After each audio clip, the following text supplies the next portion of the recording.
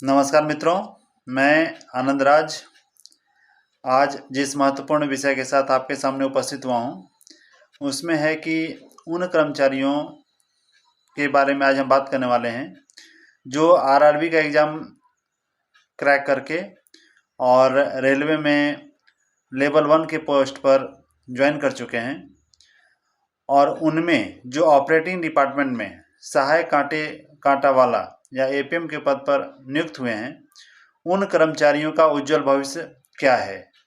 क्या वे पूरी ज़िंदगी पॉइंट्स में नहीं रह जाएंगे? उनका प्रमोशन किस किस डिपार्टमेंट में हो सकता है?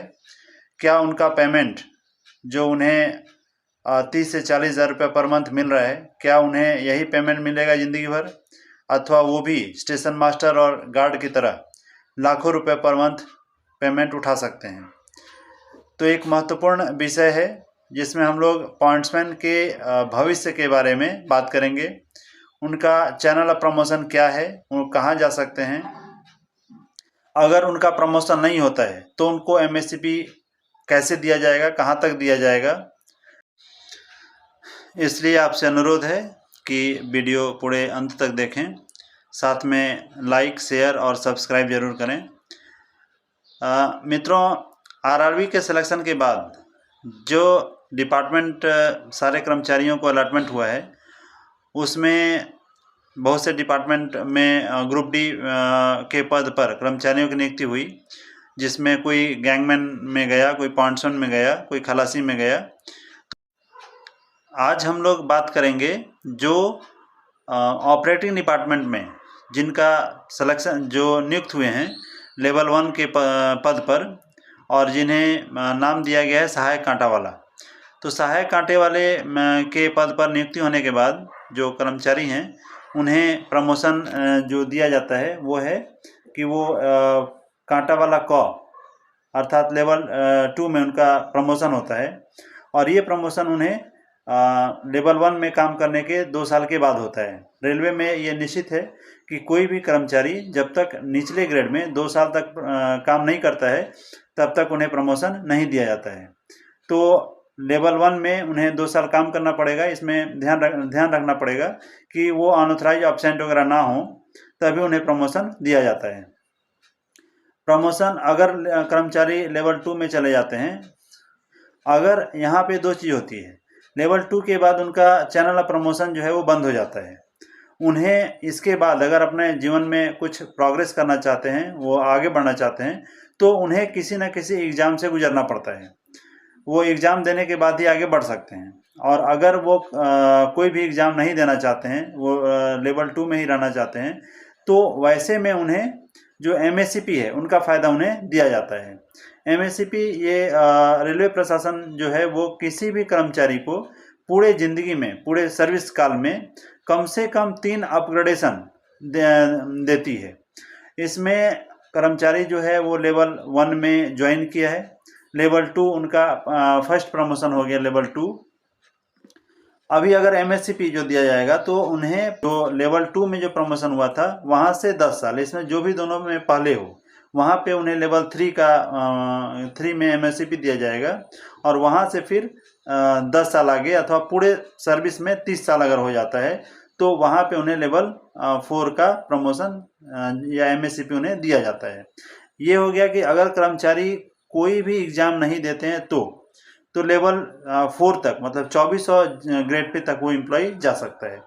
लेकिन जो भी कर्मचारी, जो भी एपीएम थोड़ा सा भी अगर उनमें काबिलियत है, वो आगे बढ़ना चाहते हैं, तो उनके पास बहुत सारा ऑप्शन है। और पहले हम लोग ये देख लें कि जो कर्मचारी अगर कोई एग्ज़ाम नहीं भी देना चाहता है तो वैसे में उनके पास एक ऑप्शन है, वह है सेंटिंग मास्टर का, सेंटिंग जमादार का। तो सेंटिंग मास्टर जो है वो 100% डिपार्टमेंटल है, मतलब पूरा का पूरा पॉइंट्समैन ही वहाँ पे जाते हैं। लेकिन वहाँ पे जो उनका सिलेक्शन या सूटेबिलिटी है वो सीनियरिटी कम सूटेबिलिटी होता है। मतलब यहाँ पे सीनियरिटी कम सूटेबिलिटी और सिलेक्शन ये एक अलग महत्वपूर्ण विषय है, जिस पर हम लोग अगले कभी वीडियो में बात करेंगे। वो सूटेबिलिटी पोस्ट होता है जिसमें कर्मचारियों की सीनियरिटी वो मायने रखती है तो जो भी पॉइंट्समैन कैडर में जो सीनियर मोस्ट एम्प्लॉई हैं वो जो है वो सूटेबल, अगर वो सूटेबल होते हैं सेंटिंग मास्टर के लिए, तो उनका सिलेक्शन होकर के उन्हें आगे के लिए प्रमोट कर दिया जाता है। अभी यहाँ पे है कि उनका जो सूटेबिलिटी है वो कैसे किया जाता है। तो सूटेबिलिटी के लिए ये ध्यान देने वाली बात है और महत्वपूर्ण बात है, आपको ये इस बात को ध्यान रखना पड़ेगा कि सूटेबिलिटी के लिए जहाँ पे सिलेक्शन नहीं होता है, जहाँ पे रिटन एग्जाम नहीं होती है, वहाँ पे आपके अपार जो जिसे हम लोग पहले कॉन्फिडेंशियल रिपोर्ट बोलते थे, आजकल उसे अपार बोलते हैं। तो जो आपका जो अपार जो भरा जाता है वो आपके जो सुपरवाइजर हैं और जो ऑफिसर्स हैं वो मिल करके आपके पूरे 1 साल के जॉब का एनालिसिस करते हैं और उसके आधार पर वो आपको एक ग्रेडिंग देते हैं, जिनमें ग्रेडिंग जो दिया जाता है वो है below average, average, good, very good, outstanding. और हर जो ग्रेडिंग है उसके लिए मार्क निश्चित किया गया है। जैसे जो बिलो एवरेज है उसके लिए 1 मार्क, जो एवरेज है उसके लिए 2 मार्क, जो गुड है उसके लिए 3 मार्क, वेरी गुड के लिए 4 और आउटस्टैंडिंग के लिए 5। तो ये जो ग्रेडिंग दिया जाता है इसको 3 साल के ग्रेडिंग को जोड़ करके फिर आपको सुटेबल और अनसुटेबल किया जाता है। तो 4200 से नीचे का जो पोस्ट है उसके लिए कम से कम 6 मार्क चाहिए और 4200 से ऊपर का जो पोस्ट है उसके लिए 8 मार्क चाहिए। तो सुटेबिलिटी बहुत इजीली एम्प्लॉय सुटेबल हो जाते हैं, क्योंकि उन्हें 3 साल का है, अगर तीनों साल उन्हें एवरेज भी मिला फिर भी उन्हें 6 मार्क मिल जाता है और वो सेंटिंग मास्टर के लिए सुटेबल हो जाते हैं। लेकिन यहाँ पे इंपॉर्टेंट है कि उनकी सीनियरिटी महत्वपूर्ण है। जो कर्मचारी सीनियर मोस्ट होते हैं वही इसके लिए सेंटिंग मास्टर के लिए सेलेक्ट हो पाते हैं। दूसरा है जहाँ पे कि रिटन एग्जाम होती है, जहाँ पे सिलेक्शन है, जो उसमें अगर कर्मचारी थोड़ा सा भी मेहनत करे और अपना भविष्य सुधारने का प्रयास करे तो उनका जीवन जो है वो बहुत अच्छा हो सकता है। इसमें जो ट्रेंस क्लर्क हैं, जो टीएनसी हैं, उसमें 50% आरआरबी से कर्मचारी आते हैं और 50% डिपार्टमेंटल आता है। अभी 50% में कैटेगरी अलग अलग है, कुछ एलडीसी कोटा है, कुछ डिपार्टमेंटल कोटा है। तो ये एलडीसी और डिपार्टमेंटल ये क्या है, इसके बारे में हम लोग आगे चर्चा करेंगे। अभी हम लोग कैरियर की बात कर रहे हैं।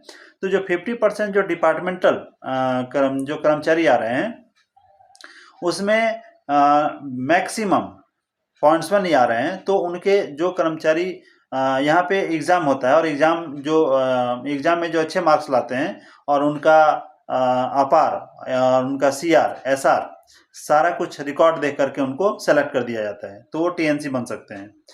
अगर कर्मचारी जो स्टेशन मास्टर में जाना चाहते हैं तो स्टेशन मास्टर में 60% आरआरबी से कैंडिडेट आते हैं और 40% जो डिपार्टमेंटल आते हैं। तो यहाँ पे भी अलग है डिपार्टमेंटल और एलडीसी, लेकिन यहाँ पे भी जो पॉइंट्समैन है उनके लिए एक अच्छा सुनहरा मौका है, क्योंकि स्टेशन मास्टर में भी मैक्सिमम जो पॉइंट्समैन है वही सेलेक्ट होकर के जाते हैं। और सिलेक्शन के यहाँ पे भी एक रिटन एग्जाम होती है। एग्जाम के बाद उनका अभिरुचि परीक्षा, एप्टीट्यूड टेस्ट, वो होता है और उसके बाद उन्हें उनका सिलेक्शन हो जाता है और फिर उनका ट्रेनिंग के बाद उनकी पोस्टिंग हो जाती है।